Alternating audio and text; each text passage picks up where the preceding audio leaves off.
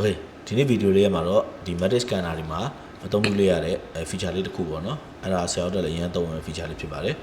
ကျွန်တော် scan ဖတ်တဲ့အချိန်မှာဆိုရင်ဒီ patient တွေရဲ့ဒီ occlusion တွေဘယ်လိုရှိလဲနောက်ပြီးတော့ bite တွေ contact point တွေ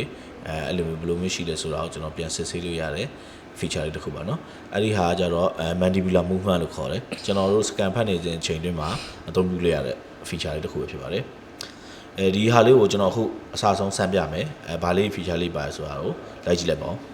ပထမဆုံးကျွန်တော်တို့ဒီမှာ scan ဖတ်ဖို့အတွက်ကျွန်တော်တို့ i900 classes ပေါ့နော်ဒီ scanner လေးကိုသုံးပြထားတယ် okay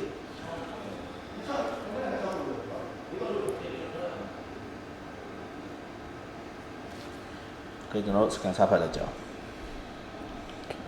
င်ထုံးစံတိုင်း upper lower scan စဖတ်မယ်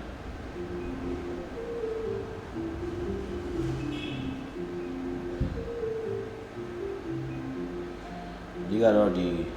အကယ်လင်ငယ်ဘောက်ကိုပို့ပြီးဖတ်ပေးဖို့လိုပေါ့နော်ကျွန်တော် scanner ဖတ်တဲ့အခါမှာတော့ဒီ arch line တိုင်းကိုအရင်ဖတ်ပြီးတော့မှဘေးကနေပြီးတော့တခြားကိုလိုတဲ့နေရာပေါ့နော်လိုအပ်တဲ့နေရာလေးပို့ပြီးတော့ data လေးဖြည့်တာတော့ပို့ပြီးတော့ကောင်းပါတယ် okay နောက်ဆင်တက်မယ်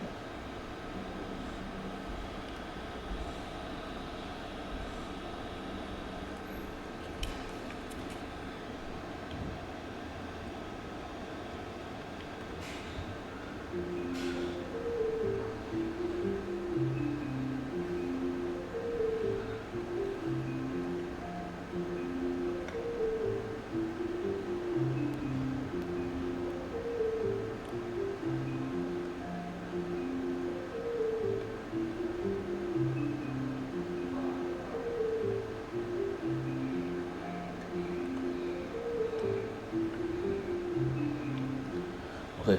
ဒါဆိုရင်တော့ဒီ upper lower လေးရပြီပေါ့နော်ဆက်ပြီးတော့ကျွန်တော်တို့ဒီ occlusion ကိုယူကြမယ်ပေါ့နော်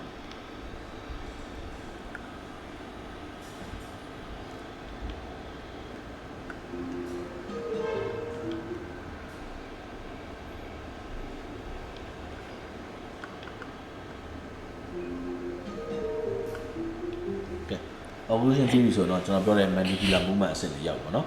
mandibular movement ကတော့ဒီ occlusion အဆင့်မှာပါဝင်လာမှာဖြစ်ပါတယ်ကျွန်တော်တို့ဒီဘက်အောက်မှာမြင်ရတဲ့အတိုင်းပဲဒီဘက်အစွန်ဆုံးမှာဒီပေါ့နော် mandibular movement ဆိုလို့ရှိပါတယ်ကျွန်တော်တို့ဒီမြားလေးနဲ့ထောက်လိုက်မယ်ဆိုရင်လည်းသူကပေါ်လာမှာပေါ့နော်ဒါဆိုရင်တော့ကျွန်တော် mandibular movement ဆိုပြီးတော့ပေါ့နော်ဒီ mandibular movement တွေကိုနှိပ်လိုက်ပြီးဆိုတာနဲ့ကျွန်တော်တို့ကဒီ mandibular movement record ထားရယူလို့ရပြီပေါ့နော်ခေကျွန်တော်ဒီမှာဆိုရင်free movement ယူမလားပေါ့နော်နောက်ဒီlateral တွေယူမလားပေါ့နော်အဲ့လိုမျိုးလေးရှိပါတယ်နောက်ပြီး protrusiveပေါ့နော်အဲ့လိုမျိုးယူတာလေးရှိပါတခါကျွန်တော် free movement နဲ့ယူလဲရတယ်ပေါ့နော်ဒါကတော့ကျွန်တော်တို့အဆင်ပြေလို့ယူလို့ရပါတယ်ခေကျွန်တော်အခုယူလိုက်မယ်နော်တော့ယူမယ်ဆိုရင်ဒီပေါ့နော်ဒီသွားနှစ်ခုရဲ့ဒီ occlusion area မှာပဲထားပြီးတော့ကျွန်တော်တို့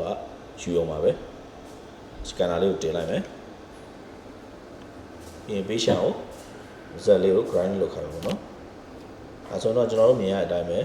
ဒီ animation မှာတစ်ခါတည်း grind နဲ့ပုံစံလေးပေါ်နေတယ်နော် okay ဆရာတို့လိုတော့ယူပြီးသွားပြီဆိုရင်တော့ဒီ data လေးကတော့အဆင်သင့်ဖြစ်ပြီပေါ့နော်ကျွန်တော်ဒီမှာပြန် play ကြည့်မယ်ဆိုရင်patient mouse ရဲ့ဒီ movement တွေကိုတစ်ခါတည်းမြင်ရပြီပေါ့နော်ဆရာတို့နောက်ပိုင်း prosthesis လုပ်တဲ့အခါမှာဒီ contact point တွေ occlusion area တွေဘယ်လိုမျိုးရှိရဆိုတော့တစ်ခါတည်းပြန်ဆန်းစစ်လို့ရတယ်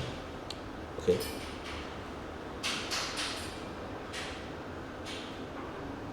okay ဒီမှာဆိုရင်ကျွန်တော်တို့ဒီ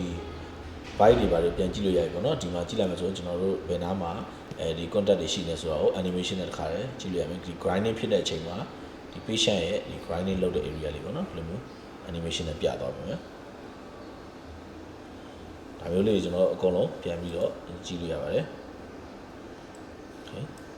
patient grind လုပ်တဲ့အချိန်မှာပေါ့နော် byte ထိတဲ့ area လေးပေါ့နော်စသဖြင့်Okay ဒါကတော့ကျွန်တော်တို့ mandibular movement ရဲ့အသုံးဝင်ပုံလေးပဲဖြစ်ပါတယ်ဒီဟာနဲ့ပတ်သက်ပြီးတော့အသေးစိတ်ကြည့်နေတယ်ဆိုတော့အထုံးတန်တိုင်း Udoswim မြန်မာကိုအခုပဲဆက်သွယ်လိုက်ပါ